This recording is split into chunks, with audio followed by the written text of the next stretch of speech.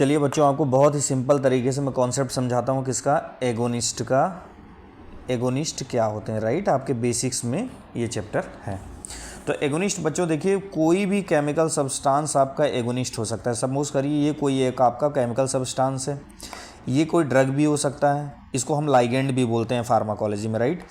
तो अगर ये अपने किसी स्पेसिफिक रिसेप्टर से बाइंड करता है, किससे, स्पेसिफिक रिसेप्टर से। मान लीजिए ये कोई क्या है, ड्रग है, ये ड्रग है और ये किसी रिसेप्टर के किस साइट पे बाइंड कर रहा है, ये इसकी कौन सी साइट है, एक्टिव साइट है।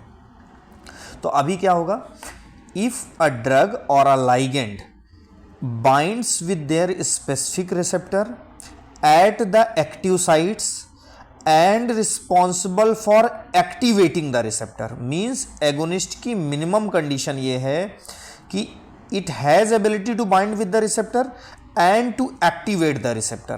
तो जब एक्टिवेशन होगा रिसेप्टर का, then it will produce intrinsic activity, और intrinsic activity resulting in, intrinsic activity हुई इट मीन्स कोई भी पंप्स या आयन चैनल का एक्टिवेशन होगा, और वो क्या अल्टीमेटली क्या होगा, फार्माकोलॉजिकल रिस्पॉन्स।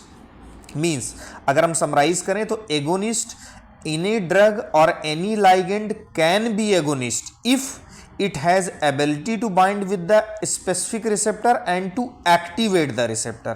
activate का सेंस है कि intrinsic activity होगी और pharmacological response होगा, राइट।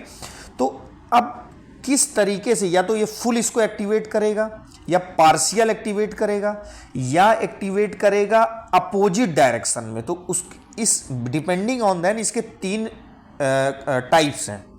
जैसे अगर हम समझे, देखिए एक होता है फुल एगोनिस्ट। पहले बात तो आप ये समझिए कि इंट्रिंसिक एक्टिविटी को आप स्केल दे रहे हैं -1 to 0 एंड 2 + 1।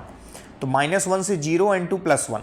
तो अभी आपको ये समझना है कि देखिए अभी आप क्या है कि जैसे आप फुल एगोनिस्ट की डेफिनेशन, तो जो आप फुल एगोनिस्ट में समझे, फुल एगोनिस्ट सिंपल वही है कि आपका ये कोई भी ड्रग या लाइगेंड फुल एगोनिस्ट होगा जो कि रिसेप्टर को फुल्ली एक्टिवेट करे और फुल्ली इस पर टाइटली बाइंड हो और फुल्ली एक्टिवेट करे। तो इंट्रिंसिक एक्टिविटी को आप वहाँ पे वैल्यू देंगे कितनी, फुल एगोनिस्ट में +1, राइट।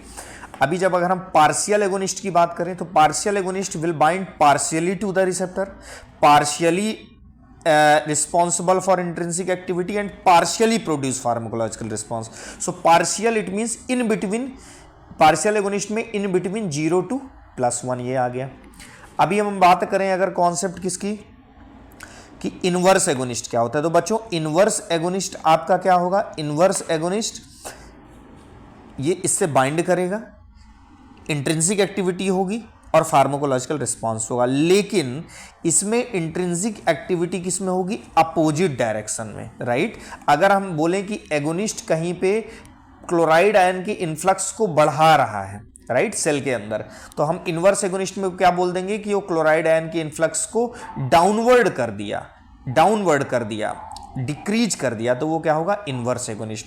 तो बच्चों को full agonist, partial agonist, inverse agonist के डेफिनेशन विद एग्जाम्पल ये आपको कोट करना होगा, राइट, और एगोनिस्ट की डेफिनेशन। तो आपने अभी एगोनिस्ट के पूरे कॉन्सेप्ट को समझ लिया है। इसी तरीके से मैं छोटे छोटे वीडियो से आपको कॉन्सेप्ट क्लियर करते रहूँगा। Thank you very much.